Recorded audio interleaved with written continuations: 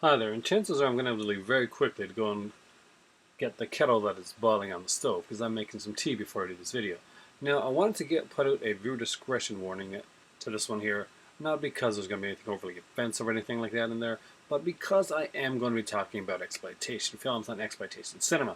Therefore, we're going to be talking about subjects that may not be good for like the younger audience. We're going to be talking more about the nudity and the violence and stuff in films that I do enjoy. Uh, the in the filmatic sense of the term. So I'm gonna be putting my exploitation Aaron cap tonight. So the exploitation A cap as opposed to putting on my what I normally do, which is the movie prop one, and I'm going to dive right in to let you guys know what I think. This is going to be an ongoing segment. You guys can let me know what you think about it and what you can give me some like suggestions down below and probably ask me what you did and didn't. Let me know what you did and didn't like about this, so we can actually keep molding it into like a something that is going to be a cohesively put together universe of exploitation goodness. So tonight we're going to talk about 25 exploitation Blu-rays that you should definitely own, and I'm going to tell you why.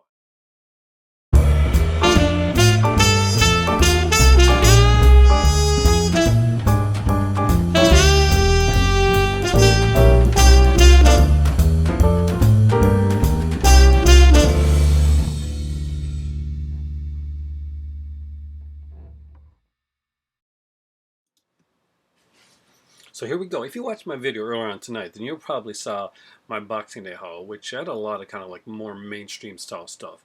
Usually you don't see that in my channel. You usually see that usually on 2 times a year, Boxing Day and Black Friday, when I kind of do those big hauls around that time, and I kind of get some of the mainstream stuff, the TV stuff and the movie stuff, the Blu-rays that I kind of want to get into my collection at that time. Usually a lot of the stuff you're going to see from me are stuff like Vinegar Syndrome, Arrow, 88 Films.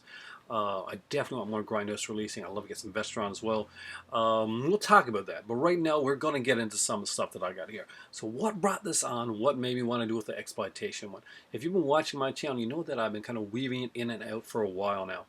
And I did mention that coming up in 2017, it's my WTF collection time.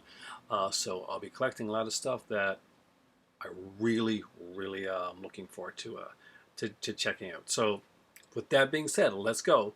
In no particular order, we're going to do 25 Blu-rays, exploitation Blu-rays that should be in your collection, and I'm going to tell you why I need to have them. First up, the one that kind of spawned all of this, the one that got the start in the first place. Vinegar Syndrome sparked a fire under me with their new Black Friday sale that they had. I was already there when I went to London. I got like the 88 Films and Shameless Screen Entertainment. Obviously, that was really bringing back to me like this kind of like this loving of exploitation cinema that I have so much, and I was able to watch a lot of it. I watched a lot of it actually originally sometimes for the podcast that I did with the Spoiler Theater, where I kind of talked about some really batshit crazy stuff, some really messed up mental kind of whacked out stuff. This one really isn't that, and as far as exploitation goes, it does stay on the lower meter, but it does have a decent gore count, even though the nudity factor is kind of lacking in it, though you do kind of get glimpses of what, and I probably was too young to actually do real nudity at the time. Shannon Elizabeth, who of course would go full nude when it came to American Pie, and man, what glorious nudity that was. So, without further ado, Jack Frost. Do I think you should? This is one that I definitely think you should own, and I'm not gonna lie, I think it really is worth it to go out and get the lenticular cover. I know that it's cheaper to buy the one from Amazon and get it, or one of the other places, and go for the standard edition. And for some people, I can understand that. But if you are a fan of this movie, and this is the film that you watched back in the day, you probably watched it on VHS. That's probably where you originally saw it at, and you probably saw that sweet ass lenticular cover that drew you to watch this movie in the first place, when a regular cover actually probably wouldn't have. And you would have missed out on a kick-ass killer snowman movie. No, this is not the Jack Frost of the Michael Keaton. This is a really cool Jack Frost film. I do like the deaths in this. I like the acting. This is actually way better than you see in a lot of exploitation films, surprisingly. Overall, they do like a pretty great job. The guy that plays Jack Frost, he I like the fact that during different parts of the film, he kind of has different looks. He has kind of like the bearded, kind of like messed up hair look, and when you see him, when you first see him, though, he's like being carted off to be like pretty much to be killed. He's a killer. He's in the back of a thing, and he's going off to his execution. However, he's got this kind of like Bruce Campbell style look. That's what it reminds me of anyway, and he does have a really good look to him, kind of a crazy kind of a look, and his voice is perfect for this role. The Killer Snowman, of course, looks cheap as cheap can be, but it is so cool, and it's definitely one that I do recommend you own. The movie itself has some decent features on it. There's a commentary track with the director Michael Cooney. We got a video introduction by him, a video interview with the lead actor Scott McDonald. That's Jack Frost himself. We got a video interview with director and photographer Dean Lent, and of course this really sweet lenticular cover. I would have gladly put The Undertaker, the other one that came out, into that collection, but I haven't finished watching that one yet. And until I really get to soak in exactly how sleazy Joe Spinell gets and how much nudity and all that stuff and violence we get in there, then it's been a while since I've actually seen the movie, and I've never actually seen The Undertaker in the version that it is from 88 Films. I can't really put that one on there in all honesty yet, because I'm only one upon things that I've actually watched, and more than likely watched more than once. I got this one here for Christmas, and I'm not going to lie to you, I've watched it about 2 or 3 times already. I really enjoy Jack Frost, and do I think that's worth it for the lenticular cover? Look at it, how beautiful that looks. Look how sexy that is. It's definitely worth it. The transfer on this thing is incredible, and not what we expect from a low-budget film like Jack Frost. Next up is the one that got where Vinegar Syndrome got my interest in the first place. I had no idea who they were until this movie came out. This is one that I saw originally a really bad quality copy of on an old BCI. I think it's pretty much, I'm pretty sure it's BCI edition, where it had like 5 or 10 movies on. I think like 10 movies in the pack, and they had a bunch of these series that they did. But this movie here is an anthology film, one that I've talked about a lot on my channel, and one that I really wanted to stress that I really, really enjoy. And that is Night Train to Terror. Come on and dance with me, dance with me. This has some. This one is really cool. When in the exploitation meter, it's extremely high. Richard Mullins in two of the 3 stories here. The girl Greta in the second story is absolutely stunning. And so there's just such an unusualness to her that when you watch the actual movie Greta, which is actually included as a bonus feature on there, a full batshit crazy movie that I love, you will really get that. It really brings out that anthology even more, and really brings out that character and that story, and fleshes it out in a way that you really want to flesh it out, and fleshes out Greta as well. There's a ton of nudity in this one here. This is definitely not a movie for the kiddies, and it is kind of like real hypno rapey type of thing at the beginning of it, because he's just going in and like he's like, the guy is like pretty much told to like get girls and bring them back to this asylum because things. And he even does it like pretty much like drugs a girl in a church. This guy has balls of steel when it comes to this type of thing. Now this is our hero. He will he will go back and like help later on. There is a really great stop motion animation segment in one of these here. There's kind of a crazy ass thing where there's this creature that comes out, and that kaboom. Yeah, if he bites you, you kind of explode. You gotta see this movie. It's got great, well, I wouldn't say great, it's got addictive music that you're gonna remember for a long, long time to come. Night Train to Terror is definitely a movie that you should have in your collection. It is top notch with the transfer. It is top notch with the actual extra film. It's a good one. You should own it. Next up is one from the Kino Lorber Redemption line. And I thought a lot when I was going over the Pete Walker stuff that I wanted to put on there. But this is one that I watched more recently. And you know what? I really, really dug this film. The title actually gives away. This could be a really good mystery thriller, but the title kind of gives that part away.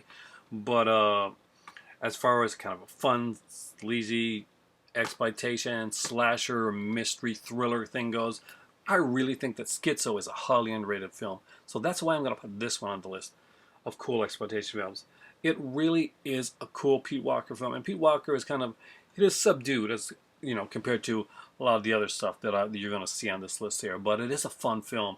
It's a lot of fun actually. The girl in it is really attractive. There's actually two really attractive girls in the film, and yep, this one had more than a minute of violent footage that was censored by the British Film Board. So you have to see it now. It's pretty nasty. You can see that even has like the kind of a poster there, which is definitely in the exploitation vein. We have like an interview with Pete Walker, my sweet schizo, on here.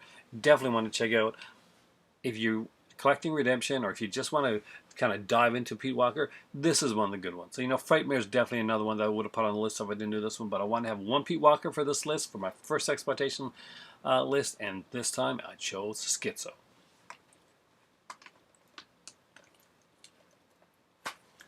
Next up is an 88 Films release, and you guys know I love me some 88 Films. This is from the Italian collection, and when it comes to exploitation, not all exploitation is just basic horror. There's other exploitation as well, so that's why I had to put in here Live Like a Cop, Die Like a Man. This is violent, it's hyper crazy. There's a batshit crazy sex scene where both of the heroes have sex with the same girl, who is kind of she's the nymphomaniac type character in there, and they kind of just pass her off. It's really kind of a messed up film. But these guys aren't supposed to be like your normal typical. These aren't Starsky nuts. These are Starsky nuts you've like gone wrong, and it's really cool the way it's done. But you still you root for these characters. These characters, they're the heroes. They kill people. They pass a girl back and forth like she's a party treat, and for some reason you still like these guys, and it's a lovable, likable film. Check it out. It's definitely from a different era, and it's definitely great exploitation. I love Live Like a Cop, Die Like a Man. Next up is one from, I need more from this company, I really do. They got some great stuff coming out right now, and some great stuff actually that I'm looking at. And it is Grindhouse releasing pictures. I love their stuff. Rest in peace, Sage Stallone. Pieces is one of these movies that I adore. I have this on various formats. I did not manage to get the one with the puzzle. I was a little bummed about that. Arrow is actually bringing this out again with the puzzle included, and it's not, and I don't think it's limited to like 1,000 copies or whatever it was, or given to just one store. So yeah, I can understand why certain people got upset about the way the puzzle was done. But here we go. Pieces is a fantastic film. It is a great release by Grindhouse. There is some amazing stuff on here. You've got the 42nd Street Memories documentary that was on Anthropocus by 88 Films. That's on here, getting its first major North American release. It is a fantastic documentary. The movie is insane. There's some great nudity. There's some fantastic blood and gore in this film here. The acting can be extreme. This has some of the cast of Pod People. So if you know Mystery Science Theater's Pod People and you haven't seen Pieces, you owe it to yourself to make that connection. See Pieces, see Pod People again, and you'll see both movies through a completely different light. Pieces has the nudity and the gore, and it delivers. I love that movie. I'm going to watch that one again soon, actually. Next up is an indie one that I did shine the light on here quite a bit because I thought not enough people were talking about it, and that is this one right here. And if you don't know it just by seeing the picture, it is The Orphan Killer. Now, The Orphan Killer was one that was kind of like these kind of what's the word I'm looking for? They publicized it through Facebook. They actually tried to get a lot of publicity through Facebook. I was able to go out and get the Orphan Killer mask and this one here directly from the source itself. I got to talk to the director. I got to see Diane Foster, and she gave me a hug. What a incredible hug. She is such a beautiful lady. I mean, like, she is gorgeous in this film, and she has an extremely long exploitive shower sequence that is amazingly wonderful to watch. And she looks even better in person. Diane Foster is she's such a sweetheart too. And I did get to see the guy in the mask that was the Orphan Killer. It is a really fun film. It's kind of a throwback to the '80s slasher films. I like the way that it was done. It's got a bit of the kind of Michael Myers thing, a bit of the Silent Night, Deadly Night in there too as well. To be honest with you, and there's definitely some cheesy acting in there, but I really enjoyed it. I would love to see an Orphan Killer 2, and I hope that is something that gets done because I am there for it. And let's make one where we get at least maybe two extended shower sequences from Diane Foster and maybe someone else in there as well. I would enjoy that. Uh, Next up is one from, and is it Vinegar? It is Vinegar Syndrome. So yeah, these guys deal in exploitation, so you're going to see a few of them on the list. And it is Nightmare Weekend. Probably one of the hands down most beautiful covers on anything that you're going to see anywhere. It is a gorgeous cover. This is actually the kind of cover I think that it had back in the VHS days. I do remember this as being kind of like a crazy movie that was always rented when I was trying to see it. So I didn't see it when I was younger. I picked it up and got to watch it on Blu-ray for the very first time, or at least the first time that I could remember, and my mind was utterly blown. This thing is definitely the definition of like the way an exploitation film should be done. There's some horrible acting in here, and there's some acting, and then there's like randomly there's like an actual real actor that's in the film as well. There's nudity, there's gore, there's killer puppets, there's things that make absolutely no sense at all, but you just can't keep your eyes off of the screen. You got to keep watching, and that's the kind of movie that I really like. Uh, if the girls are cute and the story's like interesting, the acting is kind of like that's a secondary thing for me, and I really enjoyed Nightmare Weekend, and I think you will too. It'd be one of those WTF movies where you're gonna be not knowing where it's gonna go from one second to the next, not because it's that clever, but because it is that walked out, and you really need to own it. Next up was another from 88 Films and a new favorite of mine. That's one that I hadn't seen in a while, and I wasn't quite sure if I remembered it well. And I didn't actually. I remembered it a little bit, but as I watched it again, it kind of like sparked in my mind, and not didn't. It had a bit of the nudity. Yeah, it had a bit of the nudity, but it didn't. I thought it could have went with more. I'm not gonna lie to you, but Sorority Babes and the Slimeball Bolorama is just a ton of fun. It's a cool one. It's a this actually is a full moon or an early full moon release, probably Empire Pictures. Want to be totally honest with you, but we'll go with full moon. It does have the full moon logo on it. Another title for this one is The Imp. I do like this one better, and I love this cover actually because, well, yeah. We've got Linnea Quigley in this one here, and I'll be honest, she's kind of miscast in the role that she plays here, and I love Linnea Quigley. Uh, but I would like to have seen more of Linnea Quigley.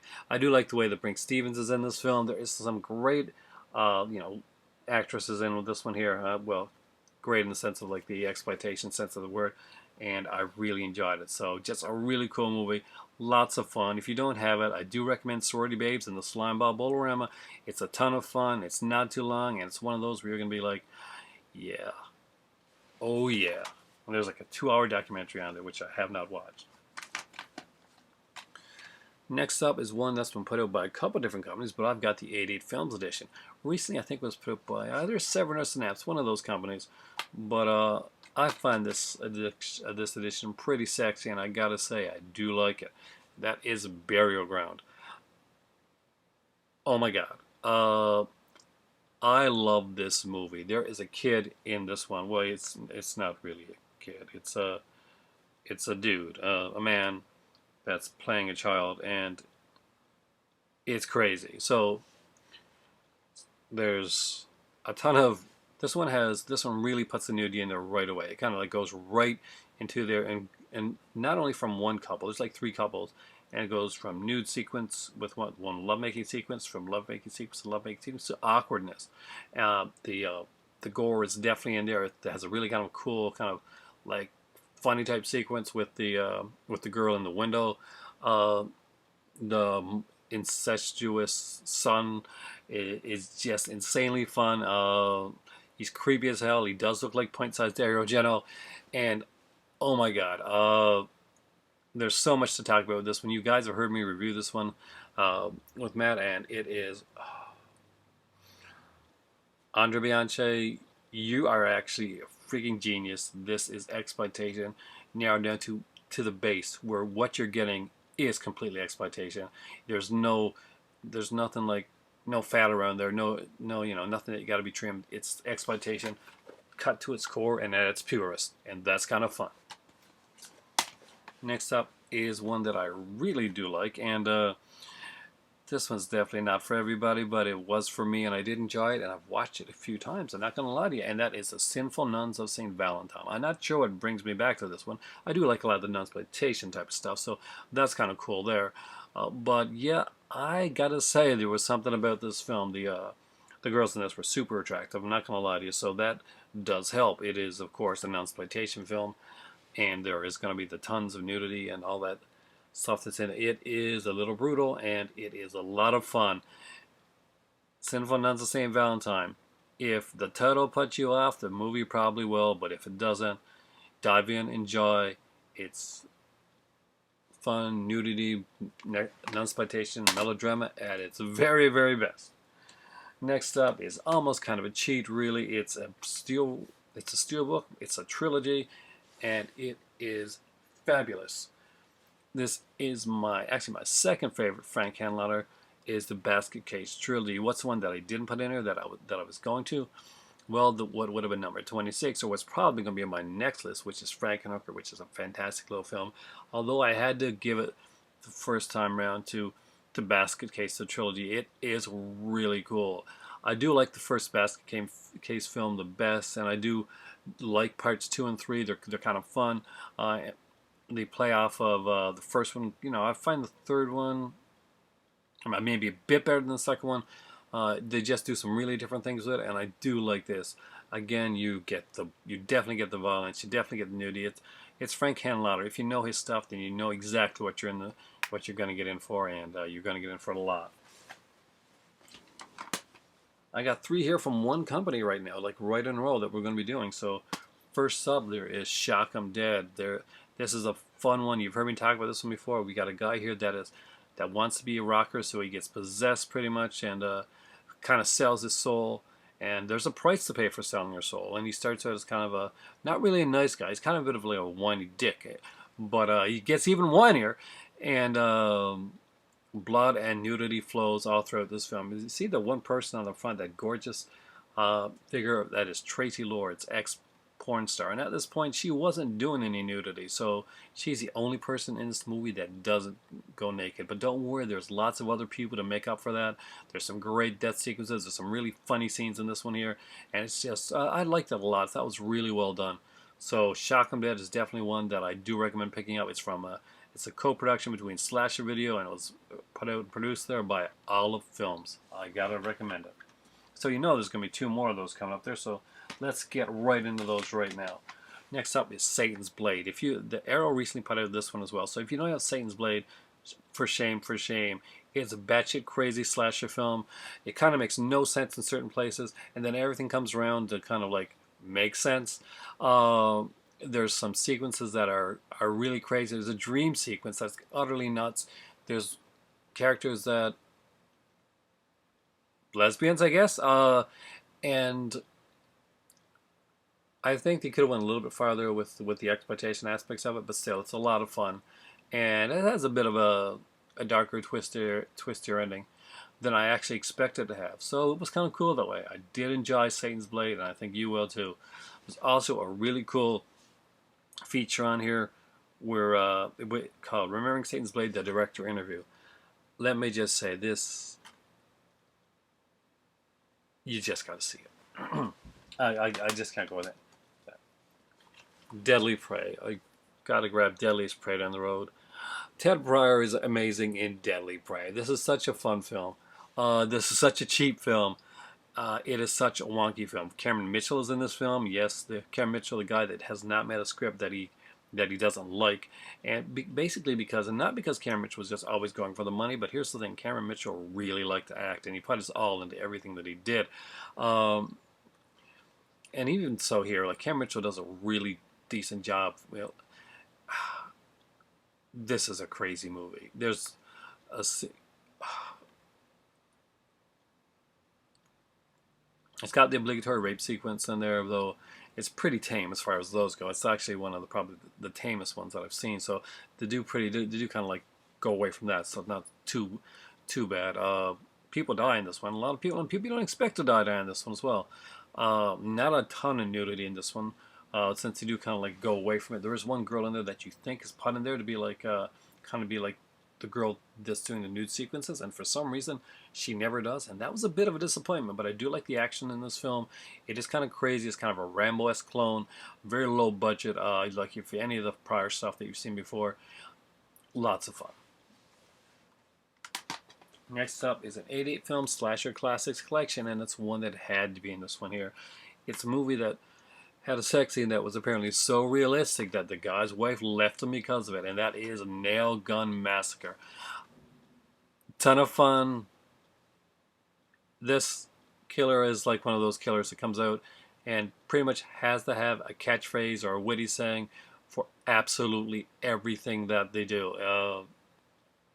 Got a bit of a Texas twang too, so that's kind of weird, but it's kind of fun. Again, yeah, there's decent nudity quote, and the blood is okay, but overall the film is such an insane, I don't want to say mess, but it's just so crazy that you just gotta love it. It's just, it goes all over the place, and I'm not sure that I really buy that the killer who's shown to be the killer was actually the killer all throughout the film. But you guys can let me know if you've seen this movie and if you think that maybe it kind of was her all along and not who he actually ended up being.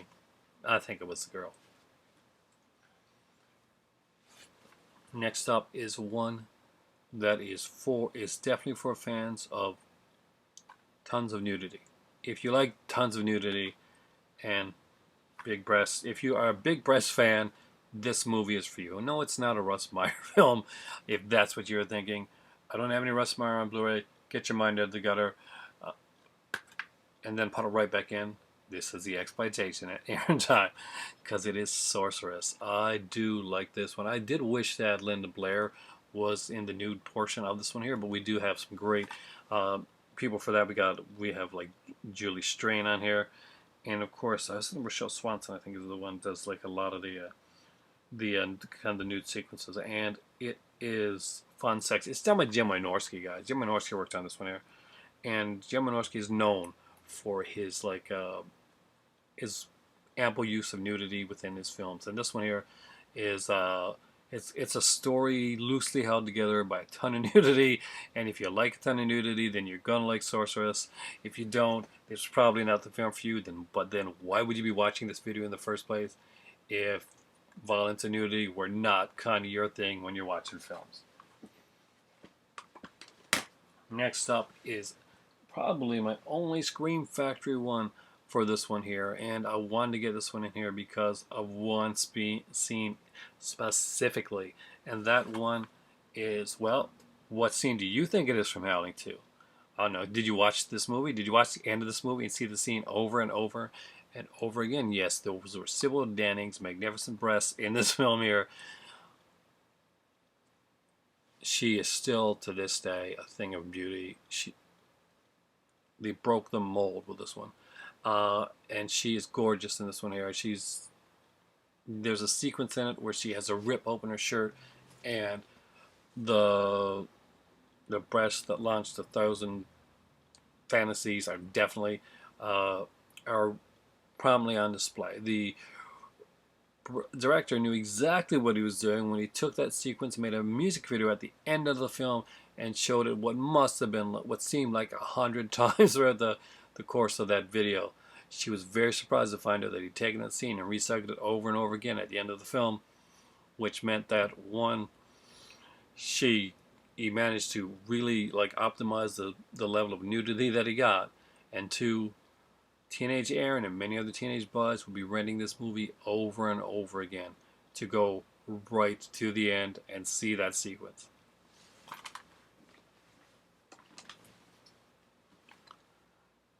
We actually have one here that has the same name as another one, and not only that, but it's actually written by the guy that directed the other film of this name, and that is Sorceress. So this one's a more of a sword and sandal one. It's a lot of fun. You got like two sisters here that don't know that they're female. There's one scene where the girl has sex for the first time, and her sister actually experiences it too. It's kind of a funny sequence. It's really cool the way that's done. The ultimate blue balls for the guy there. But they are like two gorgeous girls, and they are actual like twin sisters. Lee Harris and Lynette Harris. The Harris twins are in here. I did think this movie was a lot of fun. Was never bored with this. Really enjoyed it. I do highly recommend this film here. And this one was put out by, who put this one out? Scorpion Releasing, which means I don't get to see a lot of this stuff. Next up is Vampire Lesbos. There were two put out in the Saul Did Miranda collection that were done by Severin Films. This is, out of the two of them, wanted to choose just one for this time around, and Vampire Lesbos just edged out the other one, basically because this is the type of vampire film. One, there's tons of nudity, there's lesbianism, and just some really great stuff in there. But here's the thing: it has the Soda Miranda is a gorgeous, gorgeous lady, and unfortunately she died at way, way too young an age. But Christopher Lee did Dracula for Franco. He did Count Dracula, and that movie is pale in comparison to what Vampire Lesbos is. I'm not gonna lie, and I love Christopher Lee. He's an amazing actor and does some great stuff. But Vampire Lesbos is the vampire movie that Count Dracula probably should have been. Just Franco knew what he was doing at this point, and he did it well with a fantastic actress in the lead role, the very charismatic Soledad Miranda. Next up as well, looks like I do have two Scream Factories in her after all, and the other one is, well, it's Deadly Eyes. It's just an awesome, really cool one. You gotta love Lisa Nogales. So I had to put her in this one. She is one of my faves when it comes to this stuff. There is an awesome scene where basically they get really brutal, and we get to see a rat. Well, we don't really see it, but the baby does not live, and that's when you realize all bets are off. It's a fun movie. I love these style of films, and as exploitation films go, this is a Canuck exploitation film, and you know I am a Canadian guy. I don't own Cannibal Girls, so Deadly Eyes is going to be on this list. Next up is House on Straw Hill. So House on Straw Hill is an ultimate exploitation film. We got Udo Kier, Linda Hayden, and Fiona Richmond, as you can read yourself right here on the screen. I love this one, and if you buy it still, you should still be able to get this one. Documentary Band of Saddest Videos, a really great documentary on the Video Nasty era over in England. This is a fun film. This one does have a lot more nudity than like maybe some of the other ones I showed. Well, same, like it's like Sinful Nuns of St. Valentine's, and there is some disturbing sequences, but that's what exploitation film is, and when it's done well, then it excels, and I did think that this one excelled really well at what it did. Linda Hayden did think a lot of the movie, and when she actually is interviewed on this disc here, she tends to like downplay this movie a lot, and it's a shame because she did a great job, especially on some hands-on sequences, if you know what I mean. Here's one that's going to be kind of disturbing to a lot of people for many, many different reasons, and of course that's the House on the Edge of the Park. I do love this film of the, and I'm not going to lie, out of the David Hess disturbing, misogynistic, rapist trilogy, which consists of House on the Edge of the Park, Hitchhike, and of course Last House on the Left. This is actually my favorite. I really do like this movie. There's just something that I really enjoy about this film. He's a nasty, nasty character. The twist is set up really well, but I'm not sure that if I would have went that entire direction to get where they got. I think they could have got there a lot easier than what they did. There's some disturbing sequences in this film, and of course it's an exploitation film. There should be, and there's supposed to be. This film does get rapey in some sequences right at the beginning of the film. The person that, actually the woman that he rapes at the beginning and kills, well, that's his wife and would be for the rest of David Hess's life.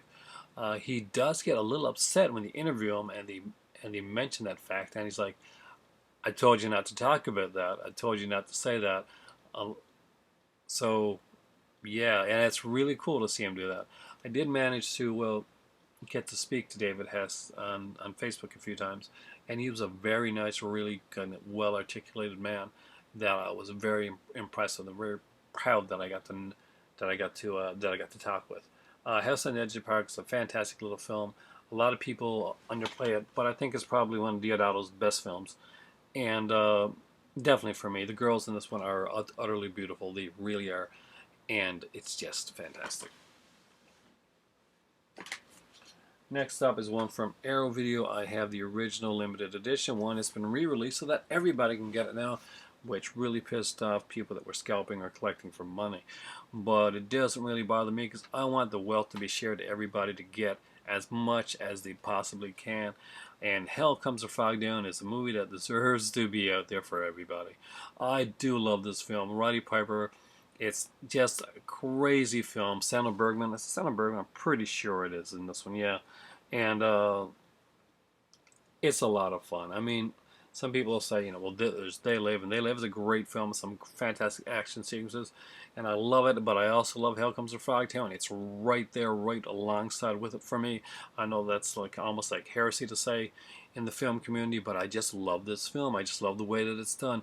The frogs, the ones that are done really well, are actually done, for me, I consider them actually really well. Of course, there's the ones that are, you can see that are done a lot cheaper than the ones that than the more put together like frog costumes, but there's some pretty cool stuff in here. It's done very tongue in cheek and it's very fun. You will enjoy this one. My last two are both Arrow video releases, and they are two fantastic Arrow video releases. And they go beyond the exploitation, in my opinion, but they still have the exploitation moniker, and I had to put them in here. First up is The Mutilator. I do love this film. It is so cool. And the killer thing is the actors in this one are so likable.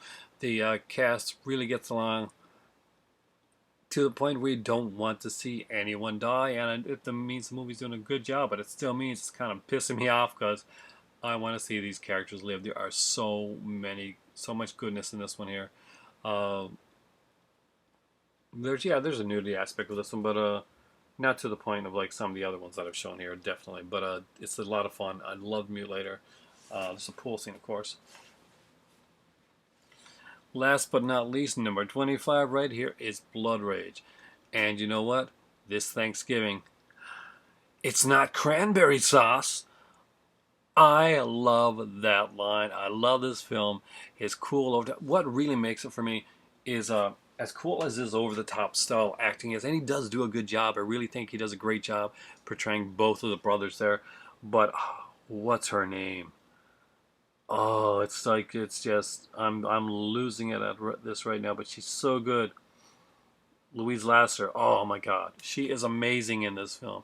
She is just more insane than the killer himself, and she just does such a good job. She really takes it. She chews up the scenery, and it looks like if to an untrained eye, it looks like maybe she's kind of like she's not the best actress, but it's just the opposite. She's actually pinpointing and doing exactly what needs to be done within this film and with this character, and it is such a fun film. So there you go, guys. Those are 25 exploitation Blu-rays that I absolutely say you do need to own in your collection if you're an exploitation fan like me. If not, then why did you watch this for 35, 36, 37 minutes? You know you want some of these films. You know you want to have some of this good exploitation in your collection. So if you're a fan of violence, nudity, gore, things that may be a little bit of anger some people, then hey, welcome to my channel. Have fun, sit back, relax. There'll be much more WTF moments coming up. Let me know what you thought of this video. I'd really like to have comments down below on this one here, and kind of see how this one goes. Thanks for watching, guys. For me right now, I am Exploitation Aaron, and it is seriously 125% time for tea.